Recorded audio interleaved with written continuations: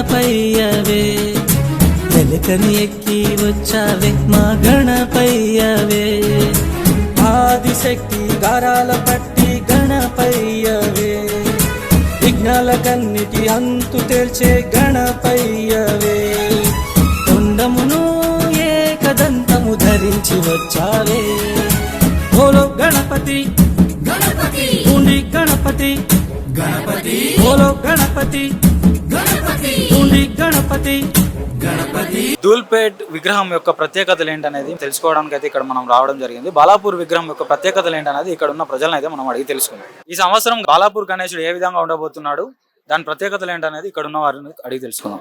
నమస్తే అన్న, చెప్పండి. బాలాపూర్ గణేశుడు ప్రత్యేకతలు ఏంటి ఈ సంవత్సరం?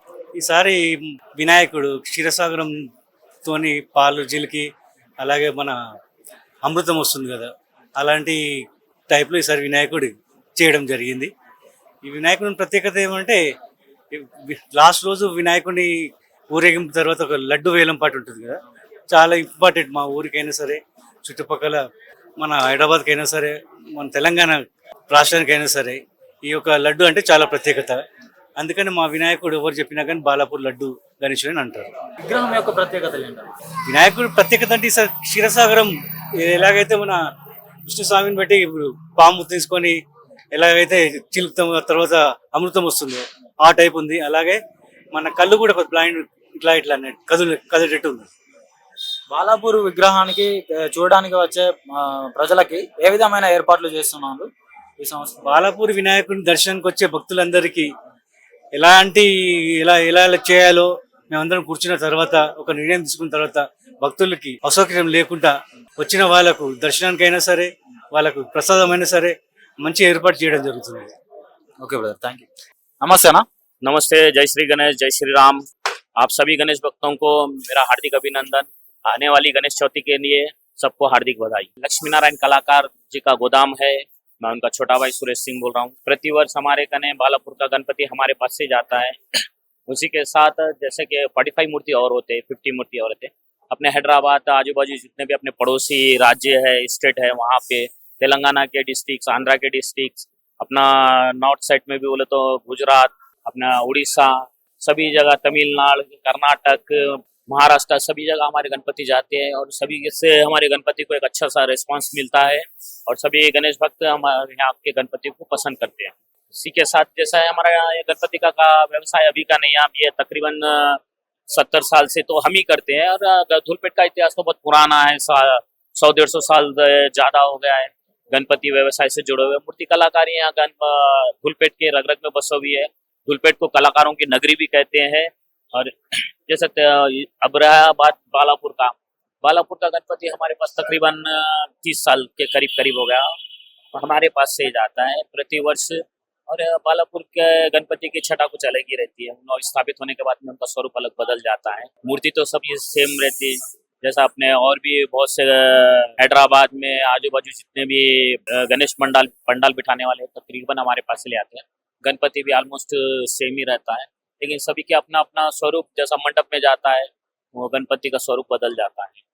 अब हमारे गणे तकरीबन 35-40 वर्कर्स काम करते हैं, जैसे अलग अलग डिपार्टमेंट में।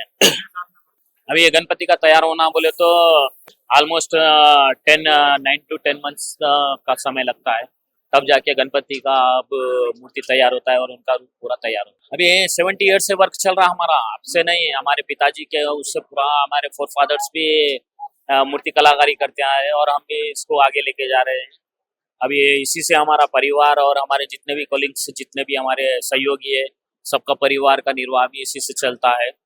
और मैं गणेश चतुर्थी के अवसर पर गणेश भक्तों से कहूँगा कि अब धूलपेट को आइए, यहाँ पे एक रीजनेबल रेट में एक सभी को गणपति उपस्थित मिलेंगे। और गणपति धूलपेट में गणपति के अलग ही तरह की कलाकृति होती है, अब एक से एक कलाकृति रहती है। गणपति ऐसे लगते हैं जैसे कि कुछ कहना चाह रहे हैं। तो आइए धूलपेट में, आइए धूलपेट में देखिए, कलाकारी का अलग स्वरूप है, मूर्तियों का अलग रूप है। आके आप अब देख सकते हैं, इधर धूलपेट में एक वैरायटी के गणपति रहते हैं। आइए आपका विजिट कीजिए, देखिए गणपति। और ऐसा नहीं है कि यहाँ का कॉस्ट कुछ है, कॉस्ट का कोई इशू नहीं है, आपको रिजनेबल रेट पे भी गणपति मिलेंगे। आप आइए देखिए। जय श्री गणेश, जय श्री राम। గణేష్ విగ్రహాలని బుక్ చేసుకోవడానికి వచ్చిన కస్టమర్లతో అయితే అడిగి తెలుసుకుందాం. ఇక్కడ రేట్ ఎట్లా ఉన్నాయి, ఏ విధంగా ఉన్నాయి, గతంలో ఎట్లా ఉన్నాయి, ఇప్పుడు ఎట్లా ఉన్నాయి అనేది అడిగి తెలుసుకుందాం ఒకసారి. గతానికి ఇప్పుడు చూసుకుంటే మన కాస్ట్ ఆఫ్ లివింగ్ ఎలా ఉందంటే ఇప్పుడు పెరిగిపోతుంది. కాస్ట్ ఆఫ్ లివింగ్ రోజు రోజు పెరిగిపోతుంది. ఇప్పుడు వర్కర్ కి వాళ్ళ లేబర్ చార్జెస్ కి ప్రతిరోజు ఐటమ్ కి ప్రతి ఒక్క ఐటమ్ కూడా పెరిగిపోతుంది రేట్. వాళ్ళు చేసిన కష్టపడిన దానికి మనం వాడు చెప్పిన రేట్ కి మనం అంటే ఈక్వల్ గా తీసుకోం కాబట్టి వాళ్ళు ఒక ప్రైస్ చెప్తున్నారు, మనం ఒక ప్రైస్ చెప్తాం. 50-50 తీసుకుంటాం కానీ యాజువల్ గా 100% కి ఎవరు తీసుకోరు కూడా. ఇప్పుడు మనం విజయవాడ నుంచి వస్తున్నాం, బెంగళూరు నుంచి వస్తున్నాం, చాలా దూరం నుంచి వస్తున్నాం. మేము విజయవాడ నుంచి వచ్చాం. మాకు అందుబాటులో మాకు ప్రైస్ ఎలా ఉండాలో అలా తీసుకుంటాం కానీ వాళ్ళు చెప్పిన ప్రైస్ కాకపోతే ఎప్పుడు ఉండే ప్రైసెస్ కి రీజనబుల్ గా మాకు అనిపించింది తీసుకున్నాం మేము. ఇక్కడ ఎలాంటి ప్రత్యేకమైన విగ్రహాలు ఉన్నాయి బ్రదర్? ఇక్కడ చూసుకుంటే మనకి ఇప్పుడు శేషనాగ్ ఉంది పైన. ఇక్కడ నుంచి వచ్చి శేషనాగ్ వచ్చేసి ఇది ఫస్ట్ టైం అంట. ఈ ఐడియల్ ఫస్ట్ టైం తీసుకున్నారు వాళ్ళు. మొత్తం చూడటానికి చేతులు గాని, నెత్తి మీద శిరస్సు మీద గాని, పొట్ట మీద గాని వచ్చేసి మొత్తం కూడా ఒక 7-8 పాములతో డిఫరెంట్ ఐడల్ చేశారు. ఇది ఇక్కడ మన ఈ షెడ్ లో చూస్తే ఈ చుట్టుపక్కల కానీ చాలా ఐడల్స్, వెంకటేశ్వర విగ్రహాలు కానీ ఇంకా డిఫరెంట్ ఐడల్స్ ఉన్నాయి. చూడటానికి చాలా బాగున్నాయి ఈ సంవత్సరం కూడా. పర్యావరణాన్ని కాపాడుకునే విధంగా మట్టి విగ్రహాలనే పెట్టుకోవాలని చెప్పేసి అందరూ అంటున్నారు. దానిపై మీ అభిప్రాయం ఏంటి భయ్యా? ఆ మట్టి విగ్రహాలు పెట్టుకోవచ్చు, బట్ ఇక్కడ మనం ఏంటంటే మట్టి విగ్రహాలకి యూత్ ఎవరు ప్రిఫరెన్స్ ఇవ్వరు. బట్ ఇవ్వచ్చు.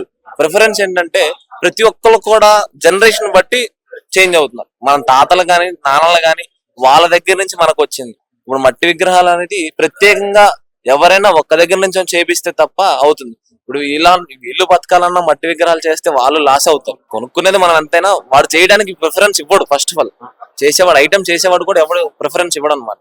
ఇలా ఏంటి ఇప్పుడు మన జనరేషన్ ఆ మట్టి బొమ్మ విలువ తెలిస్తేనే పెడతారు. మాకు తెలియలేదు మట్టి బొమ్మ ఎలా ఉంటది అనేది. చిన్నప్పుడు బంకమట్టులతో సరదా చేసేవాళ్ళు. ఇదంతా అవ్వదు.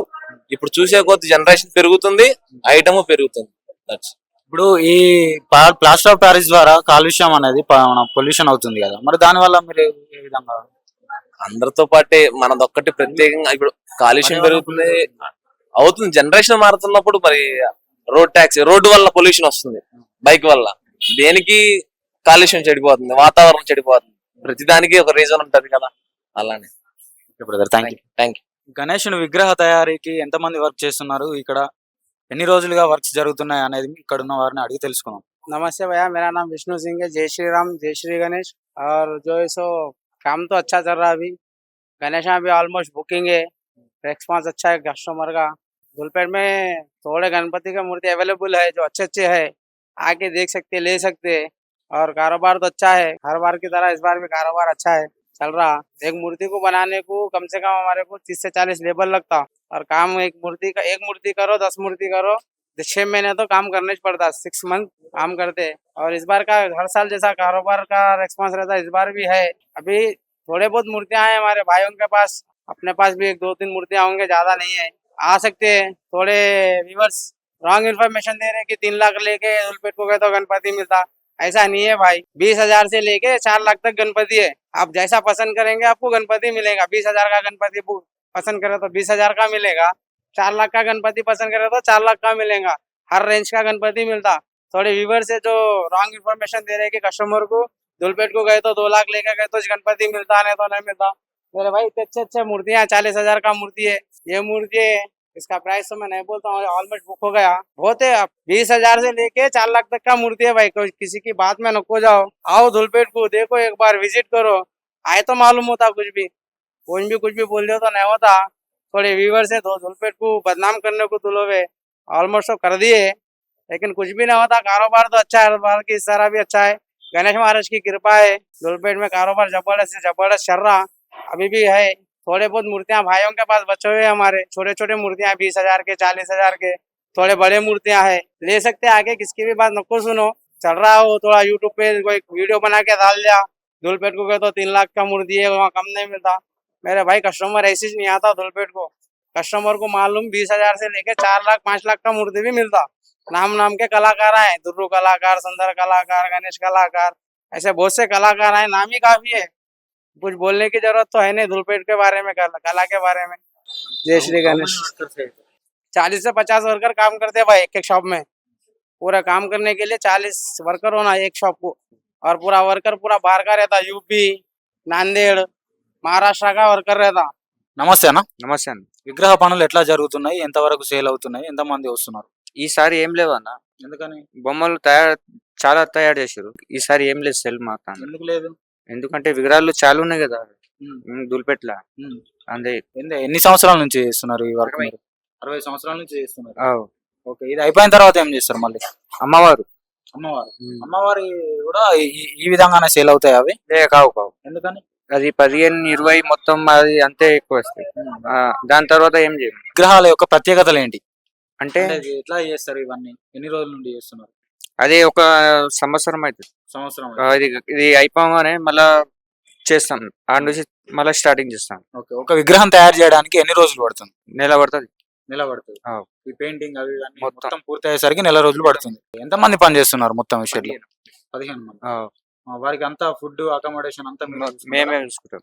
ఓకే, ఇంకా అన్న ఎట్లా ఉన్నాయి సేలింగ్స్? అందరూ వచ్చి చూసిపోతా ఉంటారు, మరి పోతూనే ఉన్నారు, కొనట్లేదు. కొనటలేరు. ఇప్పుడు మా పోయినాయి 2 పోయినాయి విగ్రహాలు అంతే. 2 మాత్రమే. 2 పోయినాయి. మరి ఇవన్నీ మిగిలిన విగ్రహాలన్నీ ఏం చేస్తారు తర్వాత? ఇన్ని ఉంటాయి. దీనికి రెంట్ కడతాం కదా, 1,50,000 కడతాం సంవత్సరానికి. సంవత్సరానికి 1,50,000 షెడ్కి. షెడ్కి. ఓకే, ఇవన్నీ మీకు ప్రభుత్వం నుండి ఏమైనా కానీ మన సహాయం లాంటిది ఏమైనా వస్తుందన్నా? ఏం లేదన్న. ఏం లేదు. ఏం లేదు మాకేం కాదు. ప్రభుత్వానికి ఏమైనా చెప్పాలనుకుంటున్నారా మీరు? ఏం లేదన్న, మాకేం అవసరం లేదు.